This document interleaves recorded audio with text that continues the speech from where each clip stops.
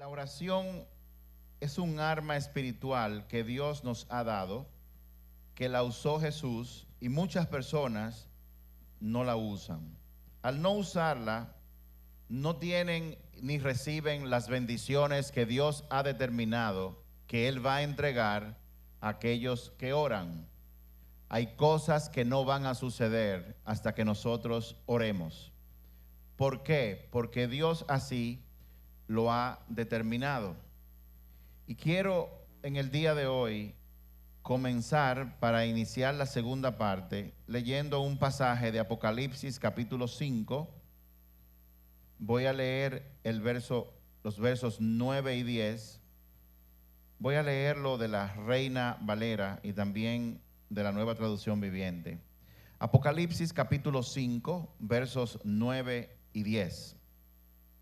Dice: y cantaban un nuevo cántico diciendo: digno eres de tomar el libro y de abrir sus sellos, porque tú fuiste inmolado y con tu sangre nos has redimido para Dios, de todo linaje y lengua y pueblo y nación, y nos has hecho para nuestro Dios reyes y sacerdotes, y reinaremos sobre la tierra. Leyendo el verso 10 en la otra versión: y las has transformado en un reino de sacerdotes para nuestro Dios, y reinarán sobre la tierra. Eso es una promesa de parte de Dios. A lo que se refiere este pasaje en el libro de Apocalipsis es a lo siguiente. El capítulo 5 de Apocalipsis empieza describiendo que Juan, quien escribió, dice que en la visión que Dios le dio, vio un rollo en la mano derecha del que estaba sentado en el trono. El que está sentado en el trono es el Padre, y él tenía un rollo en sus manos. Dice que el rollo estaba escrito por dentro y por fuera y sellado con 7 sellos. Imagínese un rollo escrito por dentro y por fuera que está sellado con 7 sellos. Entonces, sin entrar en muchos detalles, estos sellos describen 7 juicios de 21 juicios que Dios va a traer sobre la tierra de manera parcial antes de que venga el juicio final de la ira de Dios, donde Él va a destruir el pecado y va a mandar a Satanás al lago de fuego. Para que ustedes entiendan, la humanidad va a pasar, y quizás ya esté pasando, por 21 juicios que vienen de parte de Dios en los tiempos finales que estamos viviendo. ¿Qué son los juicios? El juicio o sentencia es una consecuencia de el pecado. Por decirles uno, cuando los primeros 4 sellos de los 7 se abren, en el libro de Apocalipsis se describen 4 jinetes que son muy conocidos como los 4 jinetes del Apocalipsis. Y esos jinetes no son buena noticia, porque cada uno de ellos viene con autoridad espiritual permitida por Dios a desatar juicios o castigos sobre la humanidad. Y habla de que en la mayoría de estos 4, los juicios van a ser desatados sobre una 1/4 parte de la población. Y esto muestra la misericordia de Dios por un lado. ¿Por qué? Porque Dios frena para que sea solamente un grupo de personas que reciban las consecuencias de estos juicios. ¿Por qué un grupo? ¿Por qué un grupo? Cuando usted tiene varios hijos, a los muchachos de la banda que por favor vengan y se sienten aquí delante, como les he dicho, gracias. Cuando usted tiene un grupo de personas y usted castiga a uno, los que no son castigados están viendo y por lo tanto dicen: yo no quiero que eso me pase a mí. Los sellos o esos 21 juicios que Dios va a aplicar, Él lo hace por la misericordia que tiene para que gente que todavía vive una vida de rebeldía, negando a Dios con su comportamiento, teniendo completamente equivocadas las prioridades de su vida, Dios, en su misericordia, les dice: esto es lo que está pasando, a los que no vuelven a mí, arrepiéntete. Entonces, la parte relevante de esta parte de acá es que Él, cuando entregamos nuestra vida al Señor, nos hizo dos cosas: nos hizo reyes y nos hizo sacerdotes. Ahora bien, ¿qué hace un rey? Gobierna. ¿Qué hace un sacerdote? Ora. Como reyes y sacerdotes, nosotros somos llamados a gobernar y a orar. Ahora bien, no se puede gobernar, y estoy hablando desde el punto de vista espiritual, no se puede gobernar a menos que usted ore. Y por eso estamos en esta serie. Estamos en esta serie porque nuestro mundo está en el final de los tiempos. Cada vez que avanza el tiempo, Dios va a ir separando a los elegidos de los no elegidos. ¿Cuáles son los elegidos? Los que obedecen. Entonces, Dios nos ha dado la capacidad de nosotros gobernar en este mundo por medio de la oración. Yo no estoy hablando de manipular, sino de gobernar. Uno manipula cuando uno quiere que otro haga lo que yo quiero. Gobernar espiritualmente es manifestar a través de mi oración el gobierno de Dios aquí en la tierra. En pocas palabras, que se haga su voluntad y no la nuestra aquí en la tierra. ¿Cuál es el modelo? ¿Quién es el modelo de cómo debemos orar? Jesús. Si usted quiere saber cómo orar para que sus oraciones sean escuchadas, ¿cuánto le gustaría eso? ¿Cuánto le gustaría tener como la certeza: yo oro y yo sé que Dios me escucha? Eso es una sensación muy grande. El modelo para que eso ocurra es Jesús. Y en Hebreos capítulo 5, en Hebreos capítulo 5 y en el verso 7 dice lo siguiente, hablando sobre Jesús. Hebreos 5, verso 7, dice: mientras estuvo aquí en la tierra, Jesús ofreció oraciones y súplicas con gran clamor y lágrimas al que podía rescatarlo de la muerte. Y Dios oyó sus oraciones por la gran reverencia que Jesús tenía. Dios escuchó las oraciones de Jesús por la gran reverencia y sumisión que él tenía. Usted dirá: claro que Dios lo va a escuchar porque él es su hijo. No. Dios es justo. Si Jesús no hubiera orado de esa forma, Dios no lo escucha. Pero Dios escuchó a Jesús, escuchó sus oraciones y accedió a actuar en base a las oraciones de Jesús, porque Jesús se sometió y tenía una actitud de obediencia completa al Padre. Usted quiere que Dios Padre escuche sus oraciones, usted tiene que someterse, ser sumiso y orar con gran reverencia.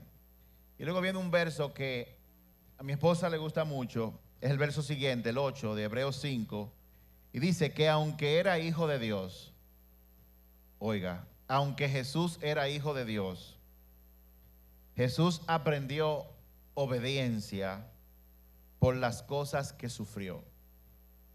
La obediencia se aprende mediante las pruebas, mediante las situaciones, porque de lo contrario sería muy difícil para nosotros aprender obediencia. ¿Y cuál es la importancia de la obediencia en el contexto de la oración? Que Dios responde las oraciones de aquellos que le obedecen. De eso se trata. De hecho, una muestra de cómo Jesús hizo esto está en Mateo capítulo 26. O sea, un ejemplo de cómo él oró en su misión y el Padre lo escuchó. Está en Mateo capítulo 26, verso 39. Dice: Él se adelantó un poco más y se inclinó rostro en tierra mientras oraba. Padre mío, si es posible, que pase de mí esta copa de sufrimiento. Sin embargo, quiero que se haga tu voluntad, no la mía. Mas no se haga mi voluntad, sino la tuya. Es como la gente está acostumbrada a escucharlo.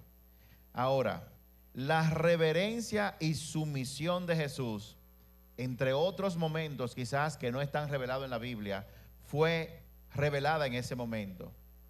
Jesús no vino a exigir, Él vino en sumisión, a pedirle al Padre algo que Él quería. Él quería que el momento de sufrimiento, de tener que asumir el pecado y tener que sufrir todo lo que Él sufrió, Él quería poder lograr lo que Él iba a lograr sin tener que pasar por ahí.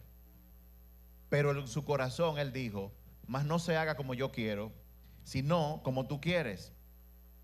La reverencia y la sumisión a Dios consiste en eso.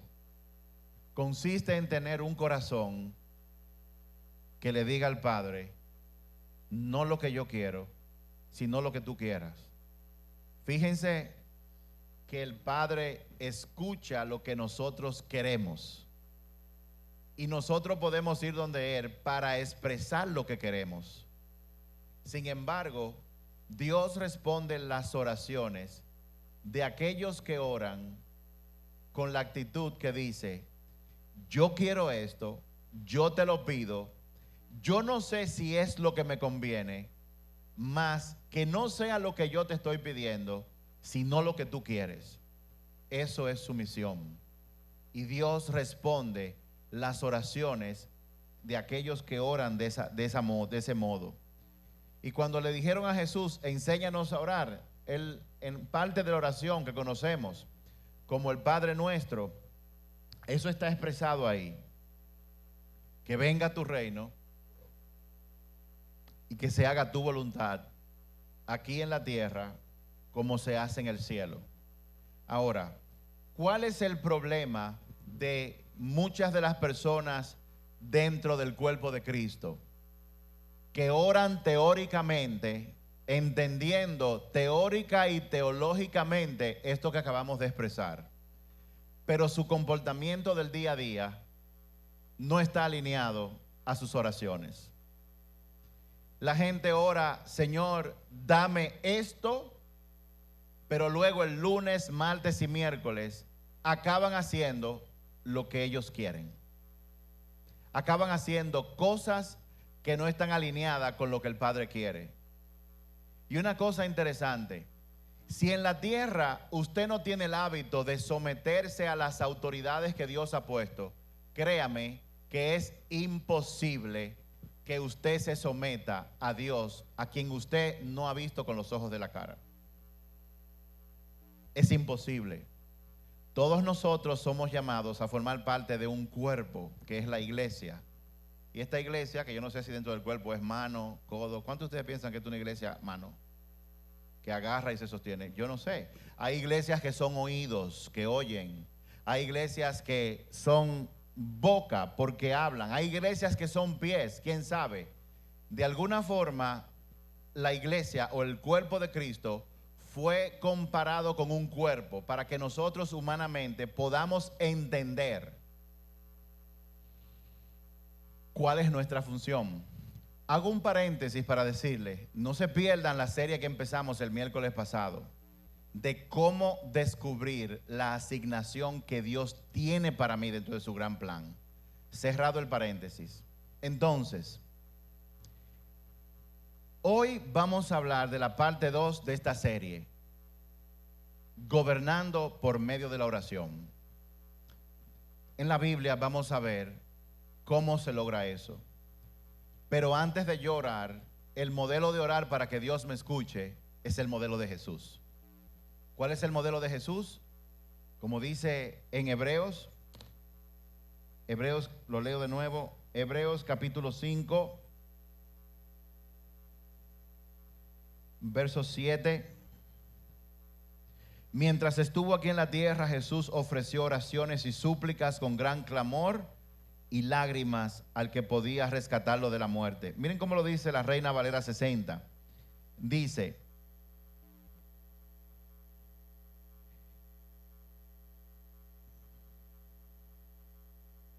y Cristo en los días de su carne, ofreciendo ruegos y súplicas con gran clamor y lágrimas al que podía librarlo de la muerte, fue oído a causa de su temor reverente. Me encanta como lo explica la versión amplificada.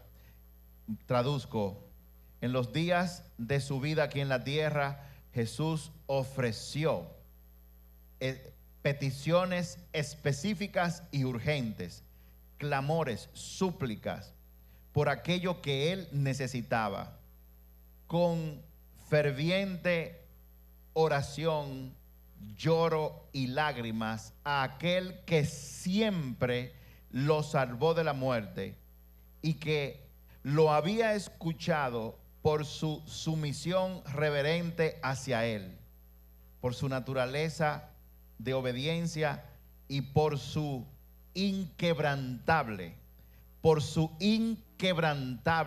determinación para hacer la voluntad del Padre. De eso se trata.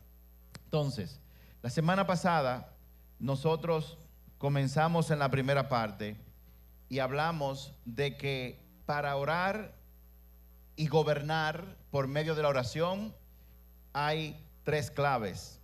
Primero, tenemos que entender lo que acabo de explicar, que Dios nos ha hecho a nosotros reyes y sacerdotes. Los reyes gobiernan, los sacerdotes oran.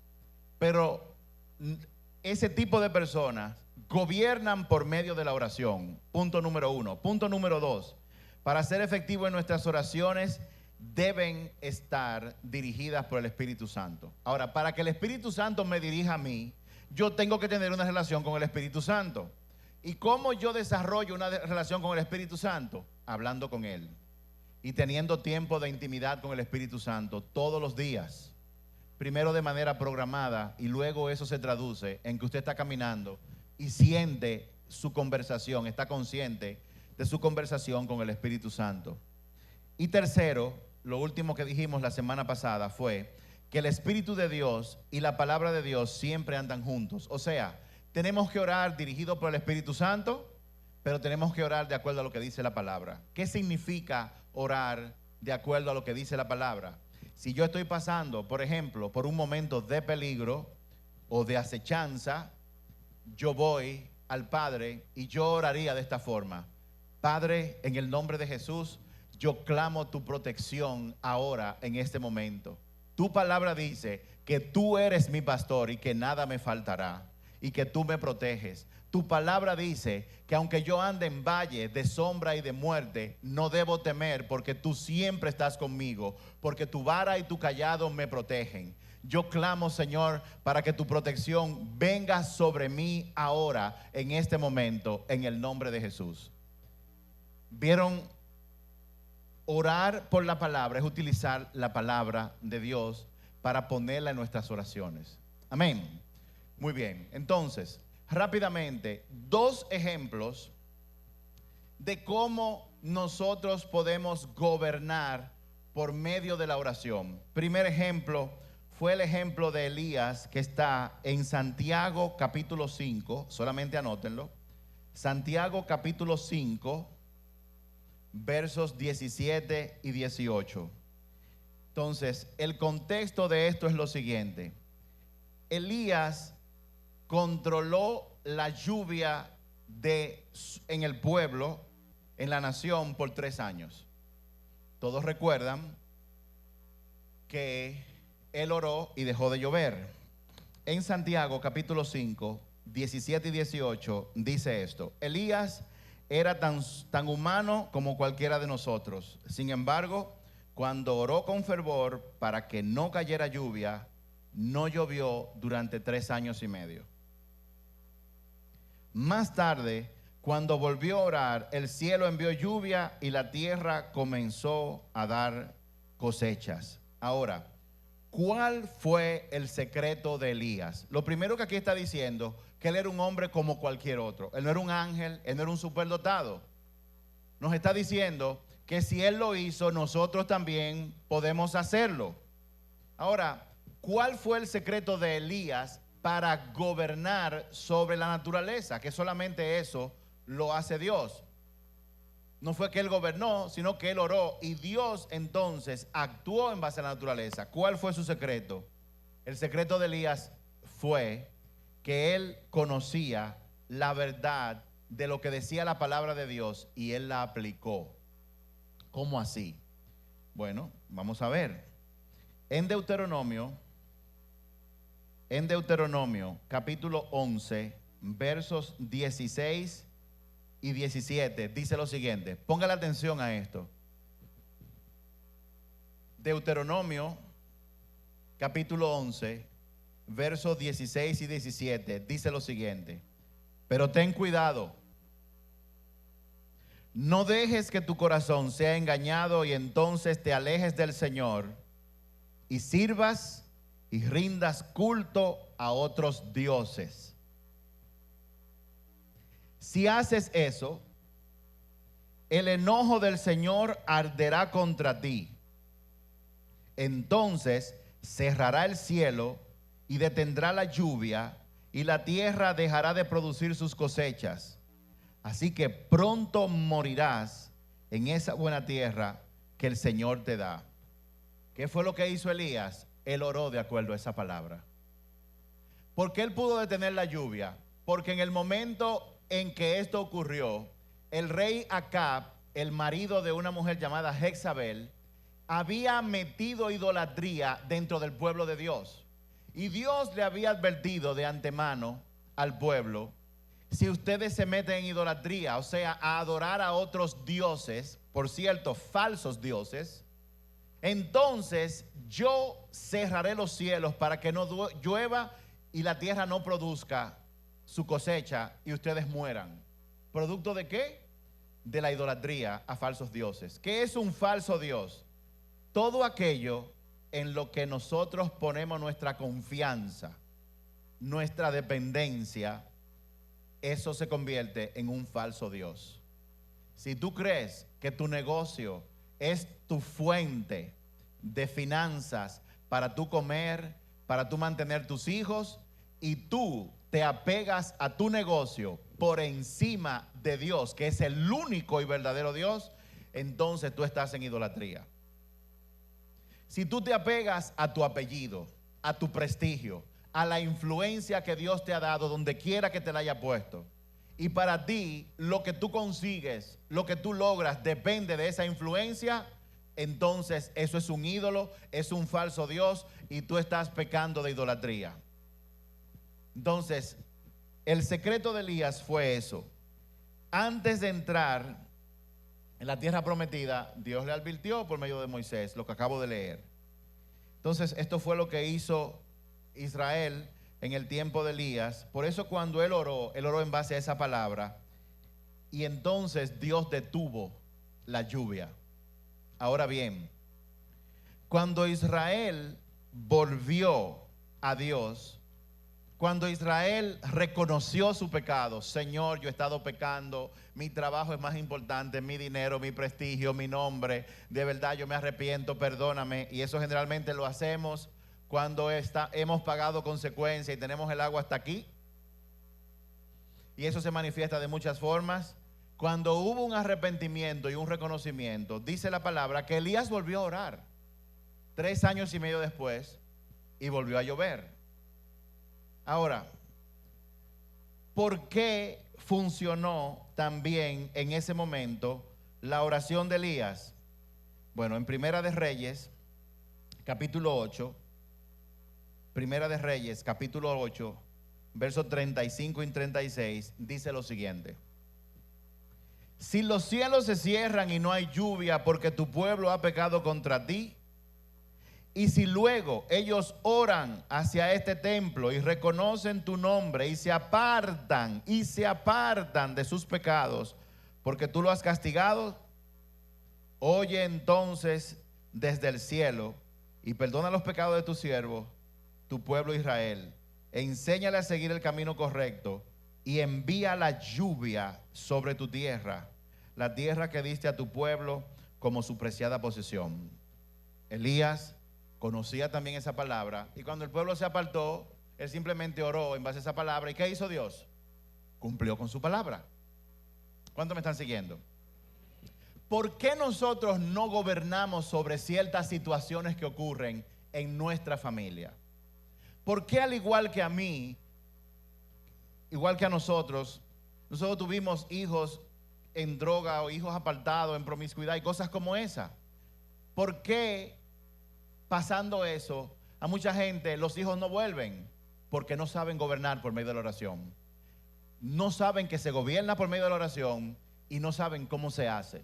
¿Y cómo se hace? Hay que orar por la palabra guiado por el Espíritu Santo. Si usted conoce eso, tiene una relación con el Espíritu Santo, estudia la palabra, usted no va a ser esclavo de las circunstancias de este mundo. Usted va a ejercer el gobierno del reino de los cielos aquí en la tierra. ¿Cuánto les gustaría eso? Bien, muy bien. Otro ejemplo, y me muevo entonces al siguiente punto. Este es un ejemplo de cuando se ora en grupo. Cuando se ora en grupo. En el libro de los Hechos, capítulo 12, libro de los Hechos, capítulo 12, versos del 1 al 11, los voy a leer bien rápido. Hechos 12, 1 al 11, dice: Teófilo, en mi primer libro te relaté todo lo que Jesús comenzó a hacer y a enseñar, hasta el día que fue llevado, perdón, nada de Teófilo, así que no empieza. Teófilo, te quedaste para otro día. Ahora sí. Por ese tiempo el rey Herodes Agripa comenzó a perseguir a algunos creyentes de la iglesia. Mandó a matar a espada al apóstol Santiago, hermano de Juan. Ese fue uno de los 12, muerto con una espada, después que Jesús resucitó. Cuando Herodes vio cuánto esto le agradó al pueblo, también arrestó a Pedro. Esto sucedió durante la celebración de la Pascua. Después lo metió en la cárcel y lo puso bajo la vigilancia de 4 escuadrones de 4 soldados cada uno. Herodes tenía pensado llevar a Pedro a juicio público después de la Pascua. Pero mientras Pedro estaba en la cárcel, la iglesia oraba fervientemente por él. La noche antes de ser sometido a juicio, Pedro dormía sujetado con 2 cadenas entre 2 soldados. Otros hacían guardia junto a la puerta de la prisión. De repente, una luz intensa iluminó la celda y un ángel del Señor se puso frente a Pedro. El ángel lo golpeó en el costado para despertarlo y le dijo: rápido, levántate. Y las cadenas cayeron de sus muñecas. Después el ángel le dijo: vístete y ponte tus sandalias. Pedro lo hizo y el ángel le ordenó: ahora ponte tu abrigo y sígueme. Así que Pedro salió de la celda y siguió al ángel, pero todo el tiempo pensaba que era una visión. No se daba cuenta de que en verdad esto estaba sucediendo. Pasaron el primer puesto de guardia y luego el segundo, y llegaron a la puerta de hierro que llevaba a la ciudad, y esta puerta se abrió por sí sola frente a ellos. De esta manera cruzaron la puerta y empezaron a caminar por la calle, y de pronto el ángel lo dejó. Finalmente Pedro volvió en sí. De veras es cierto, el Señor envió su ángel y me salvó de Herodes y de lo que los líderes judíos tenían pensado hacerme. En pocas palabras, quiero aclarar lo siguiente.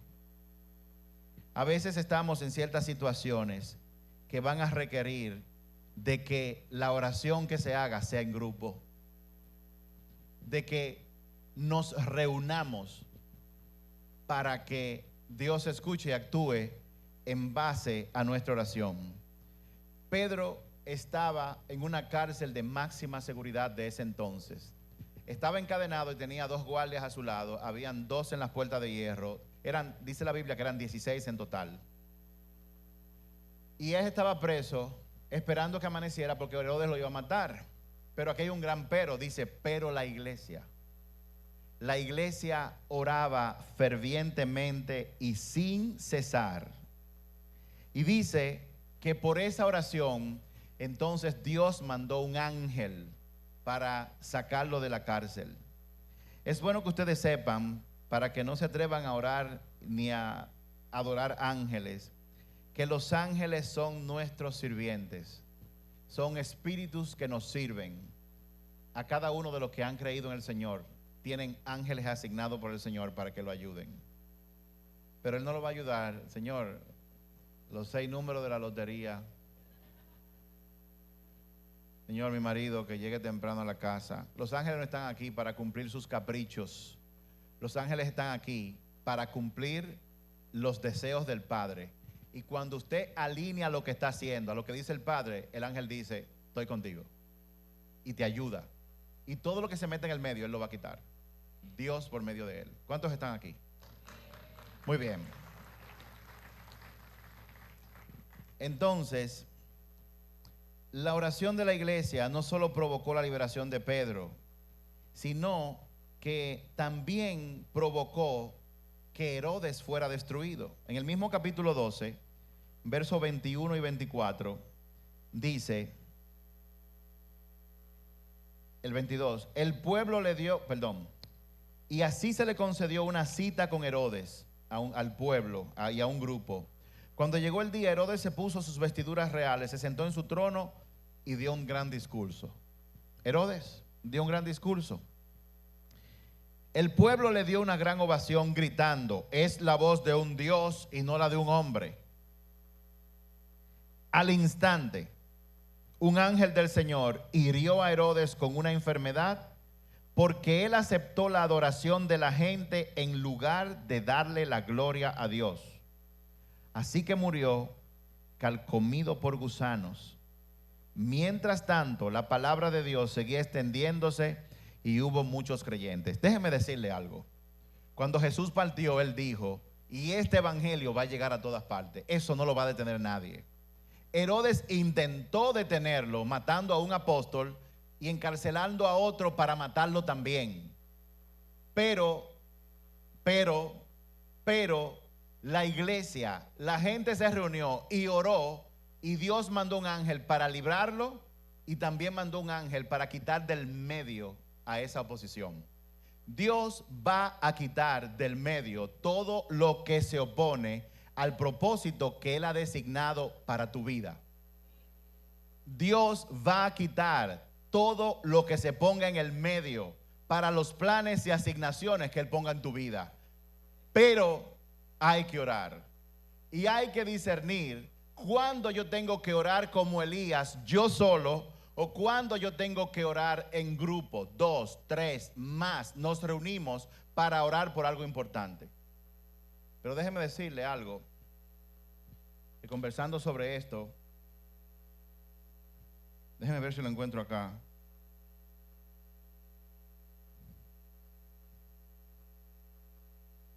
En el capítulo 12 dice que Pedro lo soltaron, el ángel lo soltó, entonces él fue a la casa donde se reunían todo el mundo. Tocó a la puerta, verso 13, capítulo 12 de Hechos, a la puerta de entrada, y una sirvienta llamada Rodé fue a abrir. Cuando ella reconoció la voz de Pedro, se alegró tanto que en lugar de abrir la puerta, corrió hacia adentro y les dijo a todos, oigan lo que les dijo, Pedro está en la puerta. ¿Y qué respondieron los que estaban orando? Tú estás loca, muchacha, tú estás loca, le dijeron como ella insistía. Llegaron a la conclusión, eso debe ser un ángel. Fíjense, la iglesia estaba orando, pero ellos no estaban creyendo lo que estaban orando. Porque están orando para que liberen a Pedro. Y Pedro se le presenta en la puerta y dice, no, pero tú estás loca. Pero la sirvienta Rodé ni siquiera lo vio, escuchó la voz y dijo, ese Pedro, estábamos orando, miren, lo soltaron al hombre. Pero la iglesia dijo, tú estás loca. Nosotros tenemos que tener cuidado, orar por la palabra, guiado por el Espíritu Santo, pero tenemos que creer que Dios es galardonador de aquellos que le buscan. Si yo me acerco a Dios y no creo que Él es concededor, que Él me da lo que yo le pido cuando yo oro de acuerdo a su voluntad, entonces ¿para qué estoy orando? Y la palabra también dice que sin fe es imposible agradar a Dios. O sea, cuando usted ore, usted tiene que orar creyendo que si usted es guiado por la palabra y por el Espíritu y usted ora, Dios va a conceder aquello que usted le pide. Y lo digo a propósito porque creo que ahora mismo este servicio lo están transmitiendo por el altar nacional de oración. Porque a nosotros, para que ustedes sepan, hay un altar donde se ora 24 horas, 7 días de la semana, desde hace más de un año, todos los días, todas horas, Viernes Santo, Año Nuevo, el día de su cumpleaños, el día del mío, todo el tiempo se ora. Y a casa del Altísimo le toca, no te ríes así. A casa del Altísimo le toca el día primero de cada mes, de 10 a 12. Usted puede unirse, yo siempre mando el enlace, para que de 10 a 12, 10 de la mañana a 12 del día, todos los días, esta casa es responsable, nos toca el altar nacional de oración y oramos por la nación, oramos por muchas otras cosas. Y entonces hoy estamos a primero y coincidió que de 10 a 12 nos toca a nosotros. Pues entonces lo que hicimos fue, vamos a transmitir lo que estamos predicando aquí en el altar para que esto llegue al Señor. Y a propósito del altar nacional de oración, cuando usted entre y le toque, no ore oraciones repetidas. Oh sí, vamos a interceder ahora. Y comienzo telelet, telelet, telelet, telelet, telelet, telelet, telelet, telelet. El pueblo muere porque le falta entendimiento. Hay mucha gente que hoy debería estar aquí adentro, pero no. Ellos prefirieron estar en otro lugar. Otros tienen que estar en otro lugar por compromisos. Pero cuando una persona pone muy claras sus prioridades, créame que nunca va a dejar de congregarse. Nunca va a dejar de congregarse. Lo cual me lleva, wow, el tiempo vuela rápido.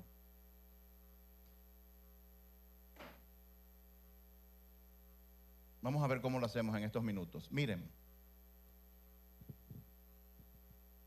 el mundo no son los presidentes, ni los reyes, ni los diputados, ni los senadores, ni los ministros los que gobiernan. No son ellos. Dios es quien gobierna. Ahora, el gobierno de Dios en la tierra se ejerce a través de los reyes y sacerdotes, o sea, de nosotros, cuando nosotros gobernamos por medio de la oración. Y una de las principales asignaciones que Dios nos ha dado dentro de todo el universo de oración es orar por nuestros gobernantes. Primero que todo, en Primera de Timoteo, capítulo 2, verso 1 en adelante, dice lo siguiente. Primera de Timoteo, capítulo 2, versos del 1 al 4. Dice, esto es Pablo que le mandó una carta a Timoteo. ¿Quién es Timoteo? Y Timoteo era un muchacho joven, así como Juan Luis, quizás más joven, que se le dio la dirección de una de las iglesias más peligrosas de esa época, la iglesia de Éfesos, en Grecia. Una de las iglesias más idólatras, porque estaba formado por gente griega que por cultura creían en otras deidades. Y fue a un joven que Dios le asignó el pastorado de esa iglesia. Y lo digo para los jóvenes que están aquí, para que usted no sienta, óyeme, yo soy demasiado joven, yo no puedo hacer nada. Tú no estás haciendo nada porque tú no te has puesto para Dios. Esa es la verdad. No diga ay, no. En primer lugar, te ruego, eso es Pablo a Timoteo, que ores por todos los seres humanos. ¿Por quién tenemos que orar? Por todos los seres humanos. Pídele a Dios que los ayude, intercede a su favor y da gracias por ello. ¿Qué vamos a pedir? Ayúdalos, intercede a su favor y te doy gracias por la vida de ellos. Verso 2. Ora de ese modo por los reyes y por todos los que están en autoridad, para que podamos tener una vida pacífica y tranquila, caracterizada por la devoción a Dios y la dignidad. Esto es bueno y le agrada a Dios nuestro Salvador, quien quiere que todos se salven y lleguen a conocer la verdad. Muy bien. Aquí hay 4 aspectos importantes de esto que se ha dicho acá. Lo primero es que el primer ministerio público de la iglesia es la oración. O sea, el primer mandato de nosotros como grupo, ya sea en su casa, ya sea en el trabajo, cuando nos reunamos, lo primero que Dios quiere que nosotros hagamos es orar. En Isaías, capítulo 56, verso 7, Isaías 56, 7, dice lo siguiente: los llevaré a mi monte santo de Jerusalén y los llenaré de alegría en mi casa de oración. Aceptaré sus ofrendas quemadas y sus sacrificios, porque mi templo o mi casa será llamado casa de oración para todas las naciones. Eso fue Dios hablando. Entonces, ¿qué es lo que está diciendo el Señor? Mi templo, mi casa será llamada casa de oración. O sea, que lo primero que Dios quiere que hagamos es que oremos. Ese es el primer punto muy importante. Dice que tenemos que orar por todos los hombres. Volviendo a Timoteo, capítulo 1, primera de Timoteo. Vuelva ya, primera de Timoteo. Primera de Timoteo capítulo 2, verso del 1 al 4. Primero, tenemos que orar por todos los hombres, como Dios nos manda ahí. No oramos por los demás, porque en nuestra naturaleza nosotros oramos por nosotros mismos. Tienes que hacer el hábito de oración. Lo voy a hacer. Señor, mira mi finanza, mira mi trabajo, Señor, en el nombre de Jesús, yo te pido, Señor, para que mi esposo llegue temprano. Mira a mi esposa que pelea tanto, Señor. Oh, Señor, se me acaban los cuartos, dame un poco más de dinero, Señor. Nosotros somos naturalmente egoístas en eso. Y Dios nos está diciendo, cuando tú ores, ora por todo el mundo. No ores solamente por tus necesidades, ora por los demás.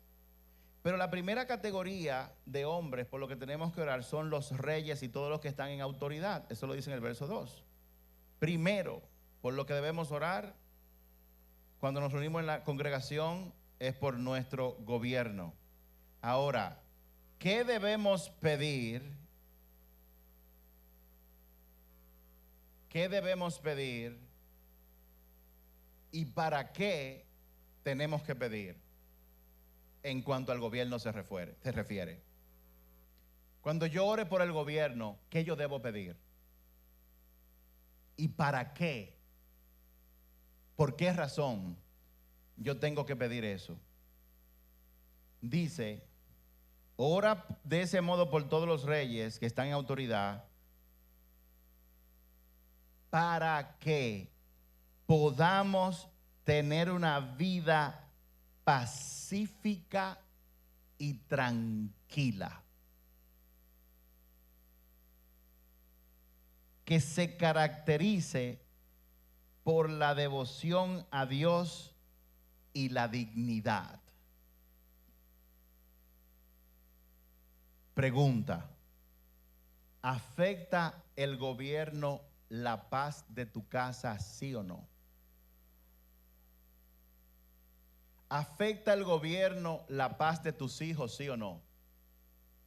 ¿Afecta el gobierno el que le vaya bien a tus negocios, sí o no? Y aquí voy a otra cosa más importante. ¿Afecta el gobierno tu vida de oración, sí o no? ¿Afecta el gobierno lo que pasa dentro de la iglesia, sí o no? Todo lo que hace el gobierno nos afecta. Por lo tanto, Dios en su sabiduría nos está diciendo que nosotros tenemos que orar por nuestro gobierno. Aquí no hay reyes, pero tenemos un presidente. Tenemos que orar por el presidente. ¿Para qué? ¿Para qué? Para que tengamos una vida pacífica y tranquila, pero no para yo estar en la playa, gozándome en los restaurantes, en todo eso, no. Es una vida pacífica y tranquila que se caracterice por la devoción a Dios y por la dignidad. Eso es lo que está diciendo. Ahora, en pocas palabras, cuando oremos por el presidente y por los senadores y por los diputados y por los ministros y por los viceministros, tenemos que orar para que ellos hagan un buen gobierno. Tenemos que orar para que Dios los ayude a hacer un buen gobierno. ¿Qué es un buen gobierno?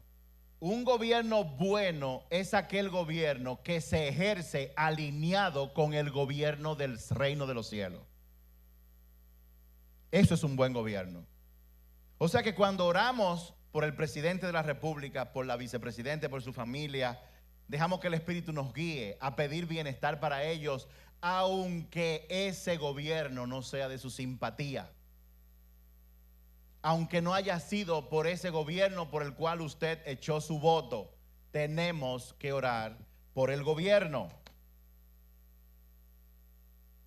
El verso 3 dice: esto es bueno y le agrada a Dios nuestro Salvador. ¿Qué es lo que es bueno? Para Dios es bueno que el gobierno haga un buen gobierno. Es la voluntad de Dios que los que están en eminencia gobiernen bien. Como yo tengo que orar de acuerdo a la voluntad de Dios, y es la voluntad de Dios que los gobiernos gobiernen bien, cuando yo hago esa oración, Dios me va a escuchar. Pero ¿qué hace la iglesia normalmente?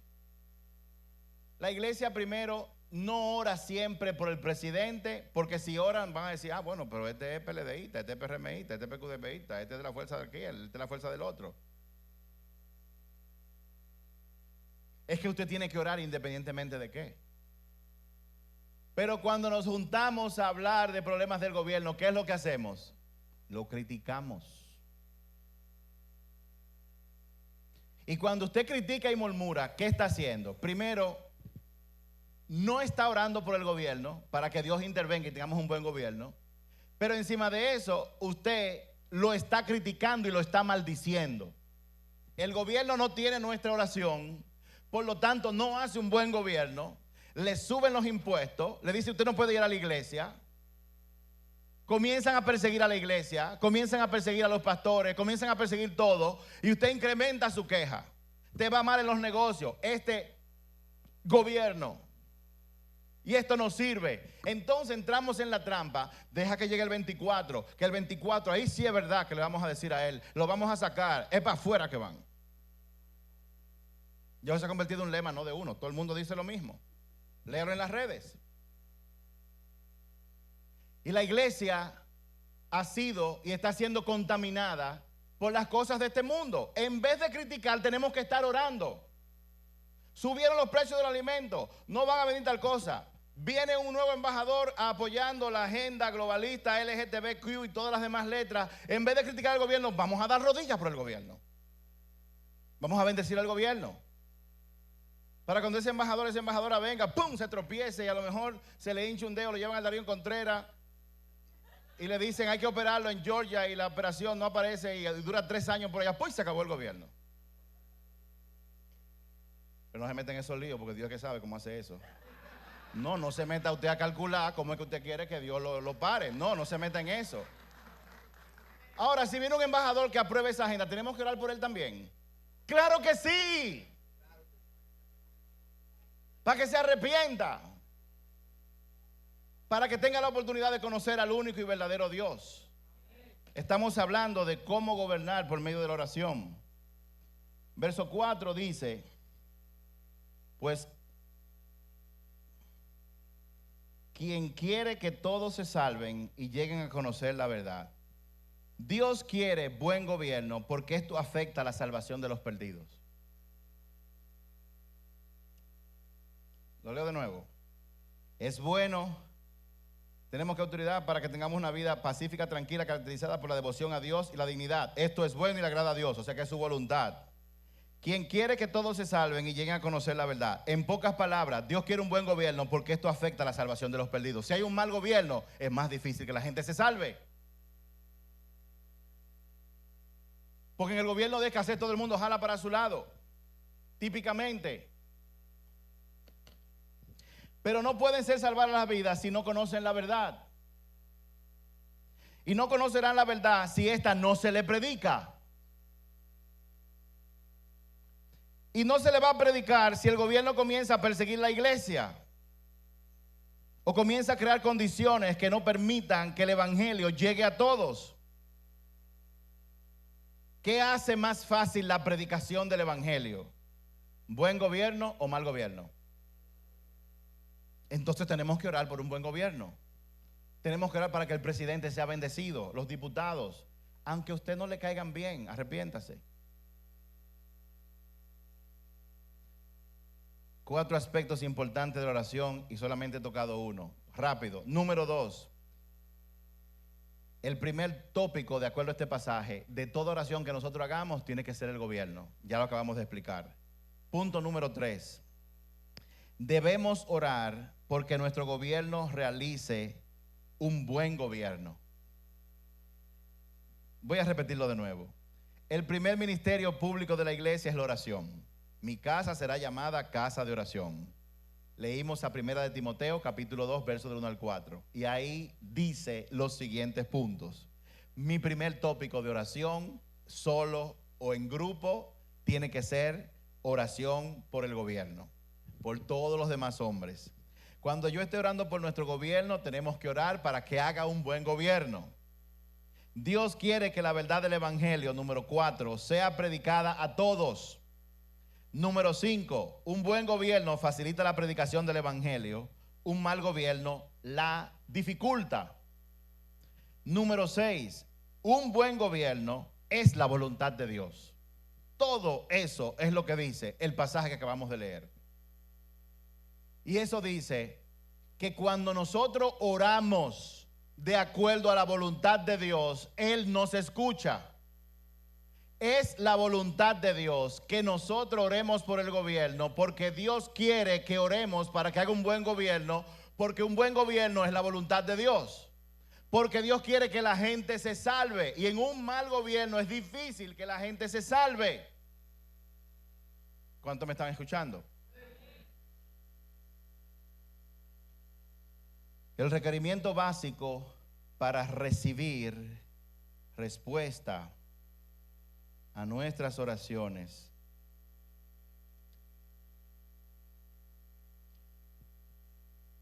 dice, y estamos seguros que Él nos oye cada vez que le pedimos algo que a Él le agrada.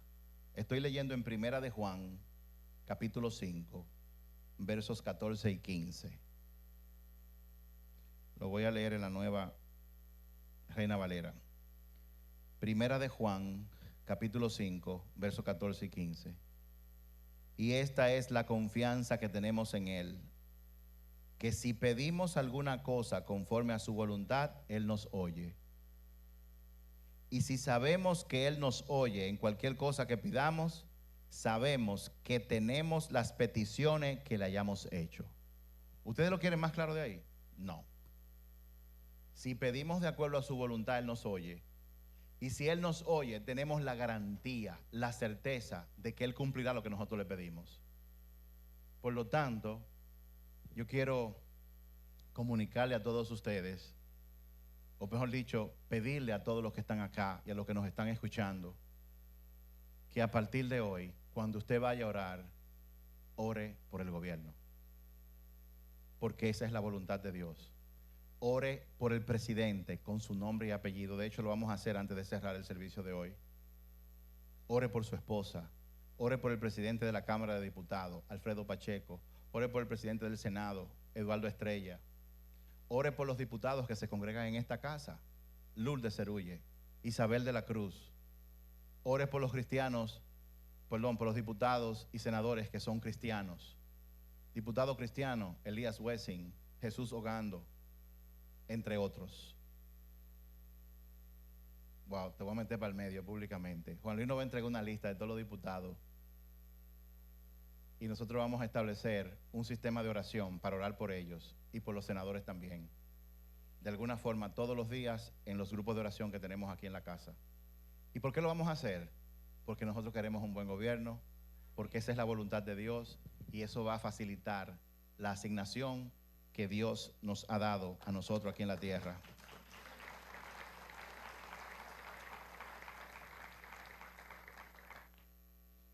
Si no tenemos un buen gobierno, es por una de dos razones.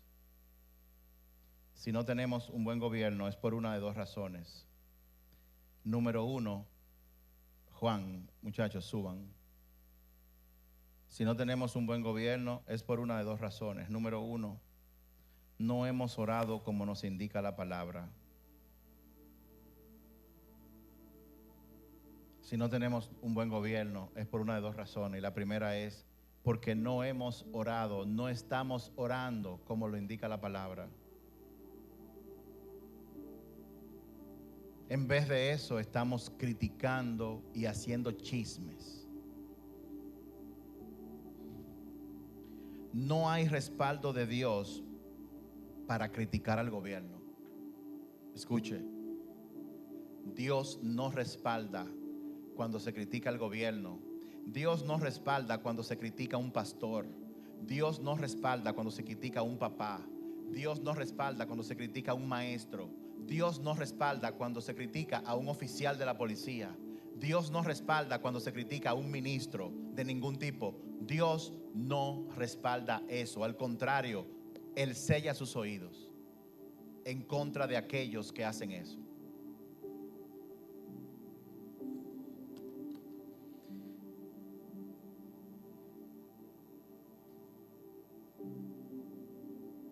Si criticamos menos y oramos más, tendremos menos que criticar. Si criticamos menos y oramos más, tendremos menos que criticar.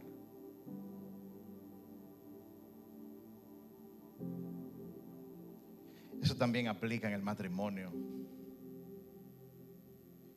Si usted critica menos a su cónyuge y ora más por él o por ella, usted tendrá menos que criticar. ¿Y sabe qué va a ocurrir? Que la conversación de su matrimonio, en vez de crítica, se va a convertir en elogios y en agradecimiento.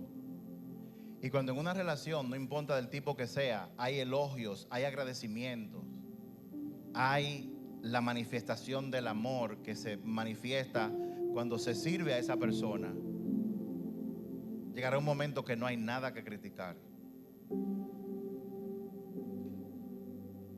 Y usted experimentará el reino de los cielos en su matrimonio y en su familia.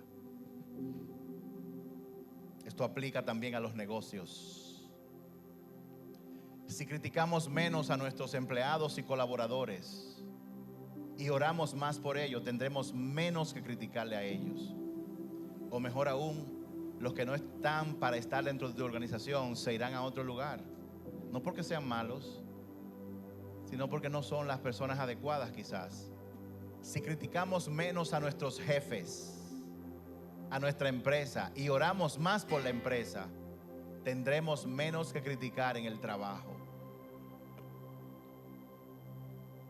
Al contrario, si usted ora por sus jefes, si usted ora por su supervisor, por su gerente, por su director, por sus ejecutivos, por sus líderes, si usted ora por ellos, porque es la voluntad de Dios que nosotros hagamos rogativas, clamores, peticiones por ellos, Dios escuchará nuestra oración. Y como es su voluntad que ellos lo hagan bien, Dios hará que lo hagan bien o los quitará del medio. Esos son asuntos de Dios.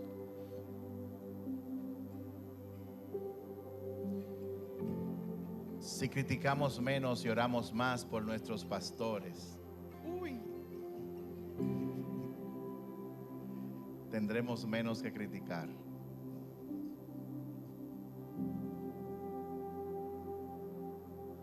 Y más aún, Si usted ora más, Dios le va a mostrar algo muy interesante.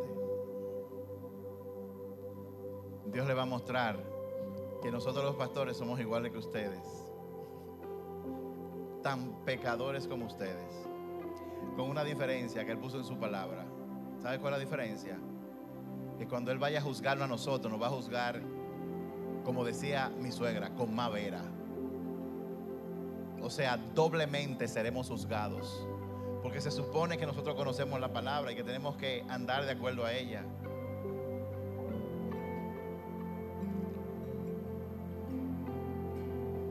En pocas palabras, si criticamos menos y oramos más, por lo que sea, tendremos menos que criticar. Y Dios transformará nuestro corazón en un corazón de agradecimiento. Maduraremos espiritualmente al punto de que usted se levanta y va a llorar, porque se va a dar cuenta: óyeme, yo estoy comiendo y desayunando porque Dios me lo ha permitido. Hay gente que no puede, pero a mí me lo ha permitido. Yo respiro porque Él me lo ha permitido. Yo tengo el talento y la responsabilidad quizás de tener una empresa, un negocio, cuando otros no tienen, porque Dios me ha dado ese talento. Y Él me ha puesto en este negocio, en esta empresa, para yo poder afectar la vida de mis colaboradores y de los que son mis clientes. Si usted critica menos y ora más, Dios le va a abrir los ojos. Dios te va a abrir el entendimiento y te va a permitir ver la manifestación de su reino aquí en la tierra. Te permitirá ver sus ángeles actuando. Te permitirá ver su gran amor actuando a través de ti. Si criticamos menos y oramos más, cuando tengamos a alguien enfermo de nuestra familia,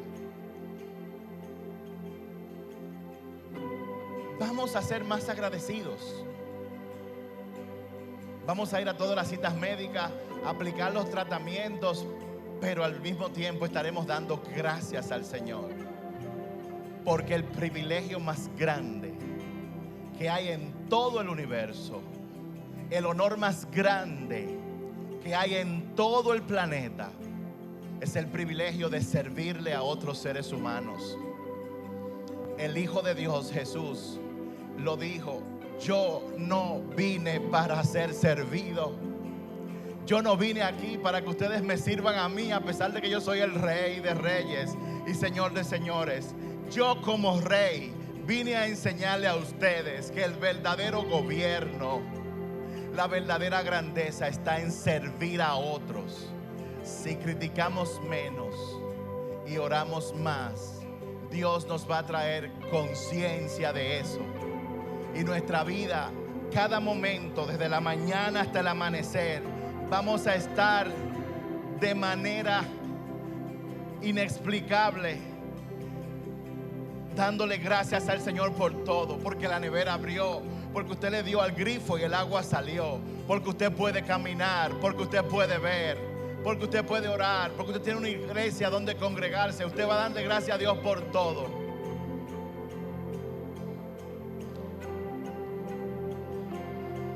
Si no tenemos un buen gobierno es por dos razones, y la primera es porque no hemos orado como nos indica. Y número dos,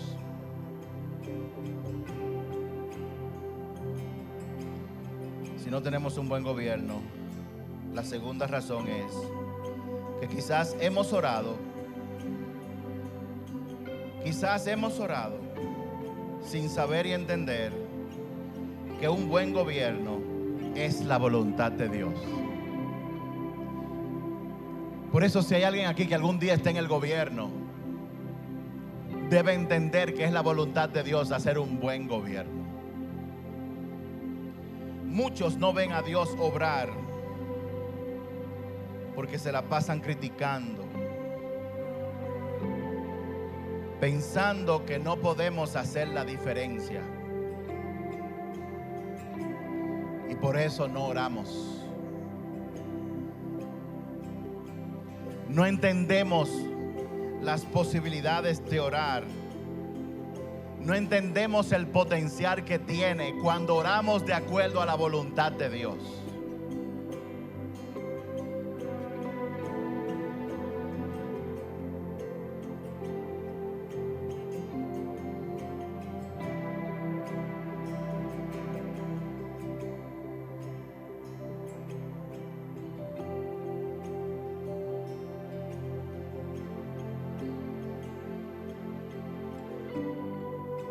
Cierra tus ojos por un instante.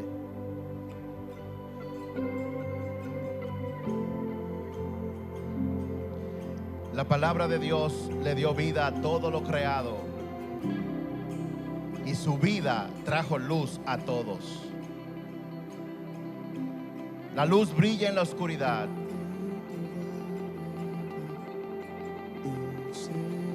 Y la oscuridad jamás podrá apagarla.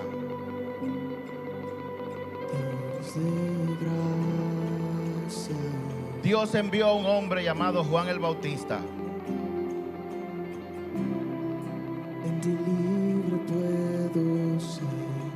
para que nos contara acerca de la luz, a fin de que todos los que creyeran en su testimonio